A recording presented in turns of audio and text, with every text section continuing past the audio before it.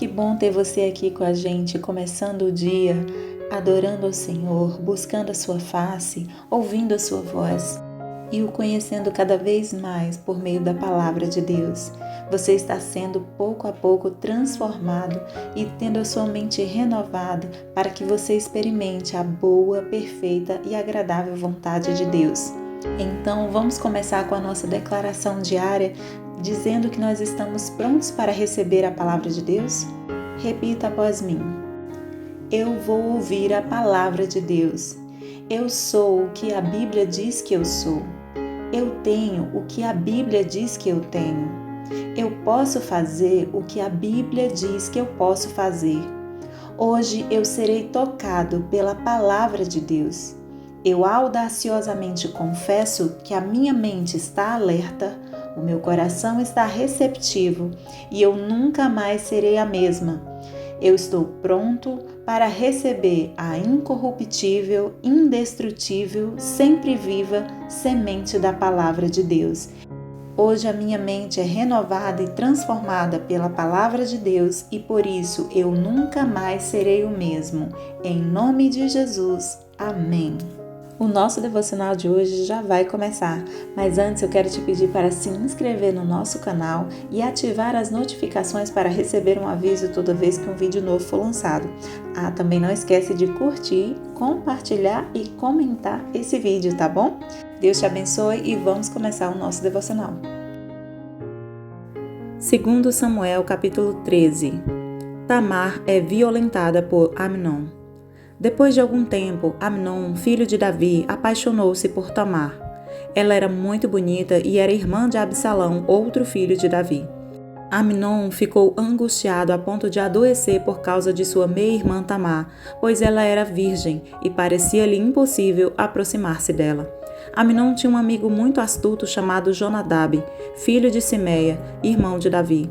Ele perguntou a Amnon: "Filho do rei, por que todo dia você está abatido? Quer me contar o que se passa?" Amnon lhe disse: "Estou apaixonado por Tamar, irmã de meu irmão Absalão." "Vá para casa e finge estar doente", disse Jonadab.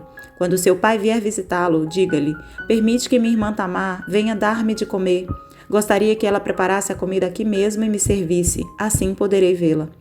Amnon aceitou a ideia e deitou-se, fingindo-se doente. Quando o rei foi visitá-lo, Amnon lhe disse: "Eu gostaria que minha irmã Tamar viesse e preparasse 2 bolos aqui mesmo e me servisse." Davi mandou dizer a Tamar no palácio: "Vá à casa de seu irmão Amnon e prepare algo para ele comer." Tamar foi à casa de seu irmão, que estava deitado. Ela amassou a farinha, preparou os bolos na presença dele e os assou. Depois pegou a assadeira e lhe serviu os bolos, mas ele não quis comer. Então Amnon deu ordem para que todos saíssem e depois que todos saíram, disse a Tamar: "Traga os bolos e sirva-me aqui no quarto." Tamar levou os bolos que havia preparado ao quarto de seu irmão, mas quando ela se aproximou para servi-lo, ele a agarrou e disse: "Deite-se comigo, minha irmã." Mas ela lhe disse: "Não, meu irmão, não me faça essa violência. Não se faz uma coisa dessas em Israel. Não cometa essa loucura. O que seria de mim? Como eu poderia livrar-me da minha desonra? E o que seria de você? Você cairia em desgraça em Israel. Fale com o rei, ele deixará que eu me case com você." Mas Amnon não quis ouvi-la e, sendo mais forte que ela, violentou-a. Logo depois, Amnon sentiu uma forte aversão por ela, mais forte que a paixão que sentira, e lhe disse: "Levante-se e saia." Mas ela lhe disse: "Não, meu irmão, mande-me embora, seria pior do que o mal que você já me fez." Ele, porém, não quis ouvi-la, e chamando seu servo, disse-lhe: "Põe esta mulher para fora daqui e tranque a porta." Então o servo a pôs para fora e trancou a porta. Ela estava vestindo uma túnica longa, pois esse era o tipo de roupa que as filhas virgens do rei usavam desde a puberdade. Tamar pôs cinza na cabeça, rasgou a túnica longa que estava usando e se pôs a caminho, com as mãos sobre a cabeça e chorando em alta voz. Absalão, seu irmão, lhe perguntou: "Seu irmão Amnon fez algum mal a você? Acalme-se, minha irmã, ele é seu irmão. Não se deixe dominar pela angústia." E Tamar, muito triste, ficou na casa de seu irmão Absalão. Ao saber de tudo isso, o rei Davi ficou indignado, e Absalão não falou nada com Amnon, nem bem nem mal, embora o odiasse por ter violentado sua irmã Tamar. Absalão mata Amnon. 2 dias depois, quando os tosqueadores de ovelhas de Absalão estavam em Baal-Azor, perto da fronteira de Efraim, Absalão convidou todos os filhos do rei para se reunirem com ele. Absalão foi ao rei e lhe disse: Eu, teu servo, estou tosqueando as ovelhas e gostaria que o rei e os seus conselheiros estivessem comigo. Respondeu o rei: Não, meu filho, não iremos todos, pois isso seria um peso para você. Embora Absalão insistisse, ele se recusou a ir, mas o abençoou. Então Absalão lhe disse: Se não quiseres ir, permite por favor que meu irmão Amnon vá conosco. O rei perguntou: Por que ele iria com você? Mas Absalão insistiu tanto que o rei acabou deixando que Amnon e seus outros filhos fossem com ele. Absalão ordenou aos seus homens: Ouçam, quando Amnon estiver embriagado de vinho e eu disser: Matem Amnon, vocês o matarão. Não tenham medo, eu assumo a responsabilidade. Sejam fortes e corajosos. Assim os homens de Absalão mataram Amnon, obedecendo às suas ordens. Então todos os filhos do rei montaram em suas mulas e fugiram. Estando eles ainda a caminho, chegou a seguinte notícia ao rei: Absalão matou todos os teus filhos, nenhum deles escapou. O rei levantou-se, rasgou as suas vestes, prostrou-se com o rosto em terra, e todos os conselheiros que estavam com ele também rasgaram as vestes. Mas Jonadab, filho de Simeia, irmão de Davi, disse: Não pense o meu senhor que mataram todos os seus filhos, somente Amnon foi morto. Essa era a intenção de Absalão desde o dia em que Amnon violentou Tamar, irmã dele. O rei, meu senhor, não deve acreditar que todos os seus filhos estão mortos, apenas Amnon morreu.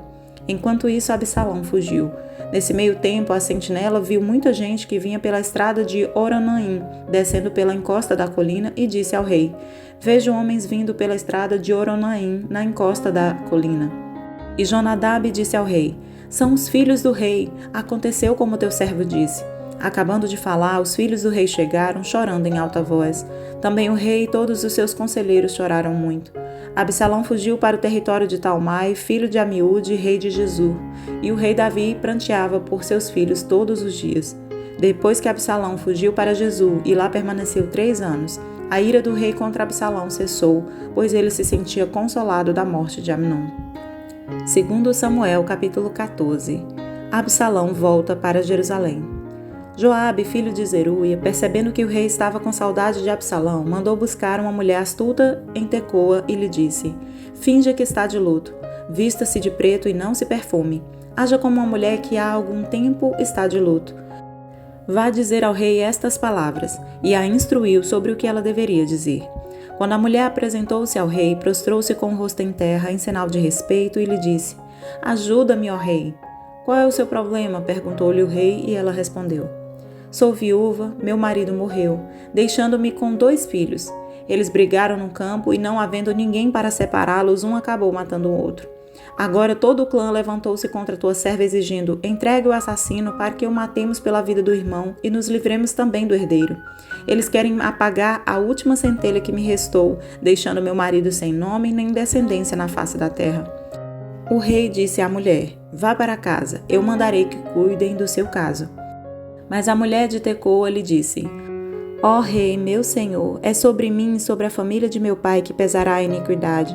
Não pesa culpa sobre o rei e sobre o seu trono.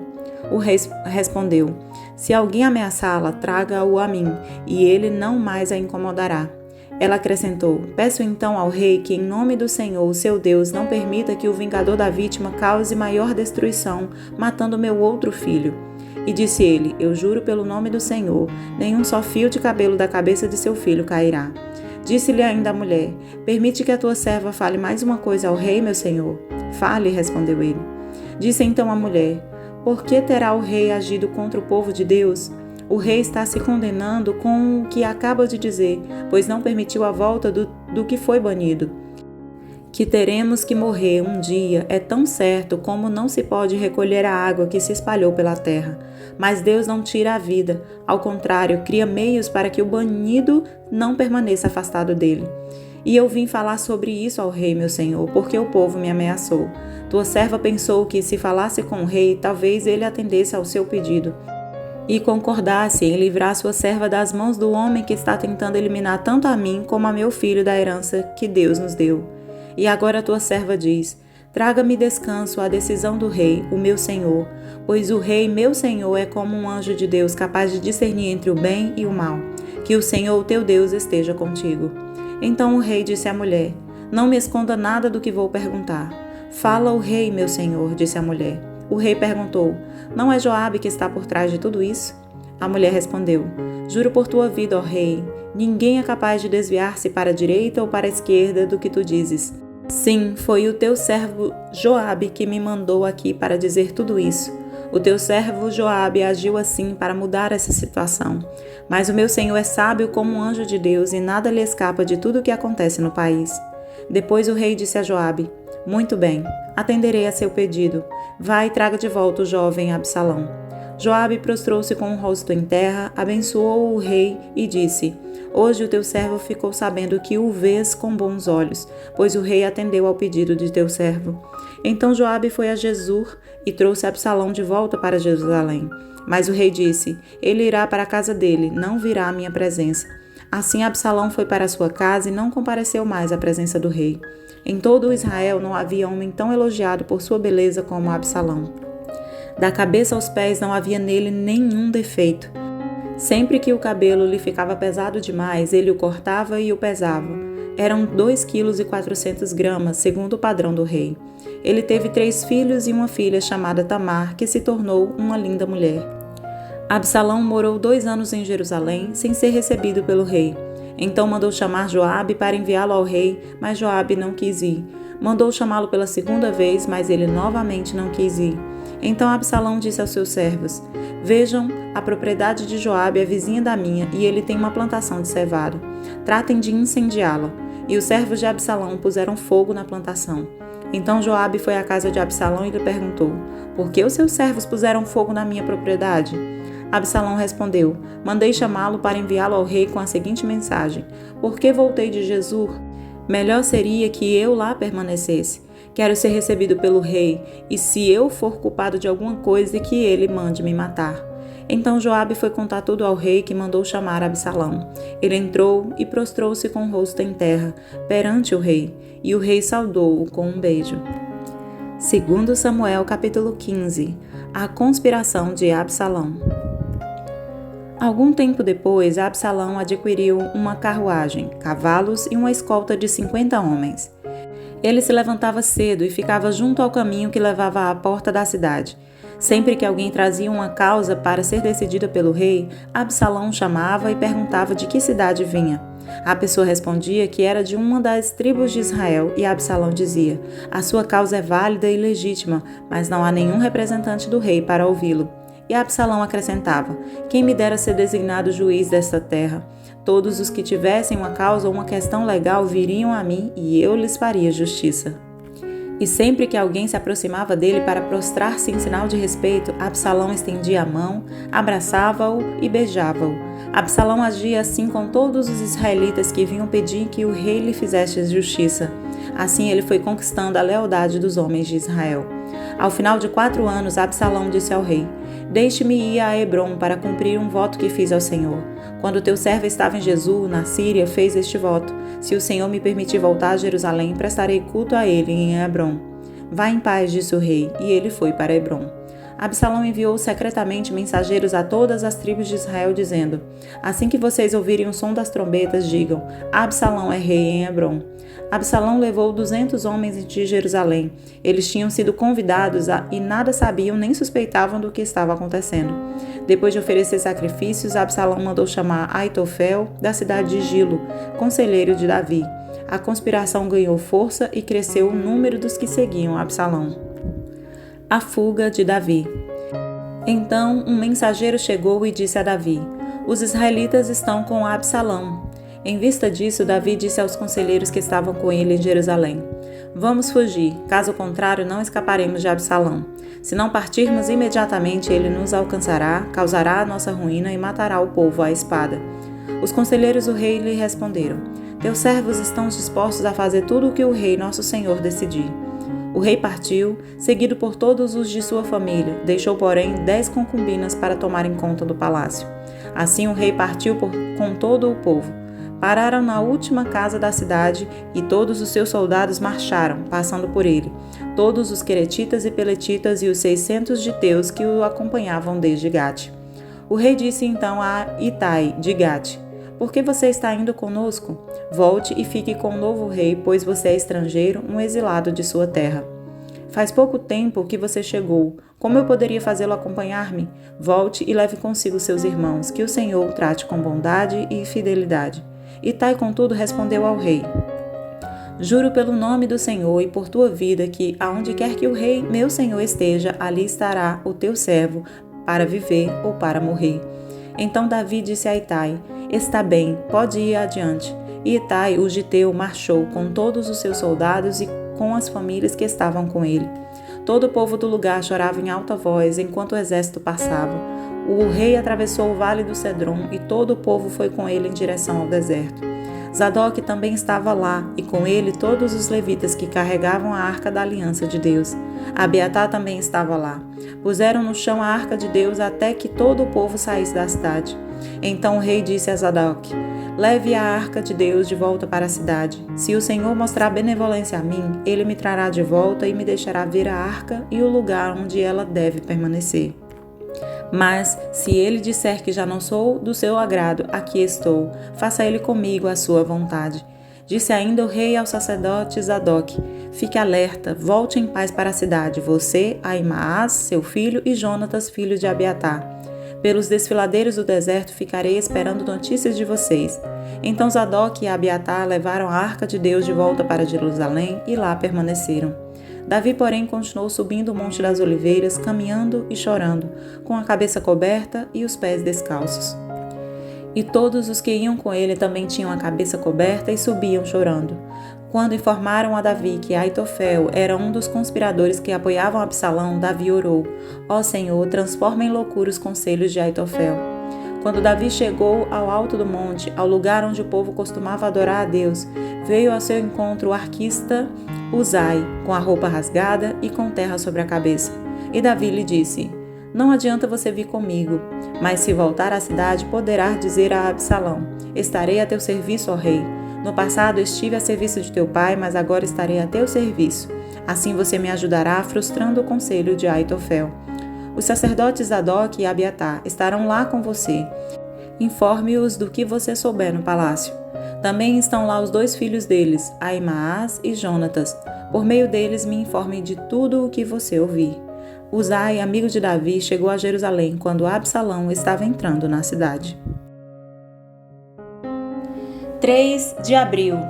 E hoje nós vamos falar sobre Tamar, uma inocente que foi traída. Tamar era bela e confiante, filha de um grande rei. Era uma jovem inocente e compassiva.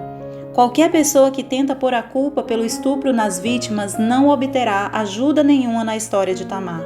Não existe qualquer evidência nas escrituras de que seja dela parte da responsabilidade pelo desastre que sobreveio à sua vida. Quando Davi, seu pai, pediu que ajudasse seu irmão mais velho, ela concordou sem murmurar. Mas por causa de um ato horrendo de Amnon, a vida de Tamar passou de uma grande promessa à desolação intensa. Alguém que ela conhecia como irmão a transformou em uma mulher que naquela cultura não podia mais se casar. A destituiu de sua dignidade e a deixou abandonada. Amnon não foi o único homem a trair Tamar. O amigo Jonadab, primo de Amnon e de Tamar, o ajudara a tramar o ato impronunciável. Absalão, irmão de Tamar, a levou para sua casa, mas disse: Seu irmão Amnon lhe fez algum mal? Acalme-se, minha irmã, ele é seu irmão. Não se deixe dominar pela angústia, conforme 2 Samuel 13:20. Absalão deixou aparentar que estava dando pouca importância ao crime devastador cometido contra a irmã. 2 anos mais tarde, ele matou Amnon em vingança. Mas, como qualquer mulher, não se deixaria dominar pela angústia, em especial quando o abusador era um parente próximo. E nos perguntamos, por que seu pai não a confortou? Ao saber de tudo isso, o rei Davi ficou indignado, segundo Samuel 13:21. Não há registro de que ele tenha consolado a sua filha ou aguardado e a consolado por aquilo que aconteceu. Certamente, Davi estava furioso por Amnon, seu primogênito, tê-lo feito cúmplice. Mas e quanto a Tamar? A falta de intervenção de Davi apenas refletia os valores de sua época? Tamar é a única filha de Davi mencionada pelo nome nas Escrituras. Deus queria que soubéssemos de sua história. Como a reação de Davi demonstra, as pessoas preferem ignorar crimes de exploração sexual, abuso e estupro, na expectativa de que as vítimas simplesmente superem. Tamar foi profundamente prejudicada por essa experiência que afetou todo o restante da sua vida. E Tamar, muito triste, ficou na casa de seu irmão Absalão, segundo Samuel 13:20. Tamar colheu o que não plantou. Pessoas que a amavam falharam com ela. Mas Deus se entristeceu. Ele viu e se importou. Registrou os detalhes do crime contra ela e a vindicou para todas as gerações. Não sabemos até que ponto ela se recuperou com o passar do tempo. Tamar nos lembra de todas as mulheres que sofreram abuso sexual. A Bíblia não negligencia o sofrimento delas. Se você foi abusado dessa maneira, saiba que Deus não minimiza o seu sofrimento. Ele se importa. Por isso, vá a Cristo Jesus em busca de auxílio e da cura de que você necessita, para que você alcance vida nova, uma perspectiva nova e a cura da sua alma de que tanto você precisa. Amém? Posso orar por você? Senhor Deus e Pai, neste momento eu te peço agora que abençoe essa pessoa que está ouvindo este devocional. Senhor, se essa pessoa passou por alguma experiência traumática, de abuso, de ser tocada, Senhor Jesus, sem a sua permissão, de ter recebido palavras, olhares, de ter sido em algum momento da sua vida explorada, no seu corpo, na sua mente, no seu psicológico e no seu emocional, eu te peço agora o teu bálsamo, Senhor, sobre a vida desta pessoa agora. Vem curar, Senhor, as feridas da sua alma, vem derramar sobre ele e sobre ela, Senhor, o teu sangue, que cura, purifica e limpa de toda a injustiça. Senhor, Tu és o nosso Deus vingador e Tu faz, Senhor, a Tua vontade, que a Tua vontade prevaleça. Senhor, dá uma vida nova, um futuro novo e uma cura especial sobre a vida desta pessoa que está ouvindo agora.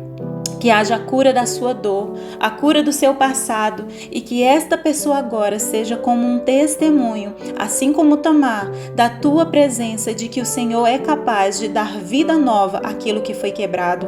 E a inocência que lhe foi roubada, Senhor, restitui, comprado e lavado pelo teu sangue. É isso que eu te peço agora, em nome de Jesus, e já te agradeço. Amém e amém. Amém, meu querido. Amém, minha querida. Que Deus te abençoe. Tenha um ótimo dia e até o próximo devocional.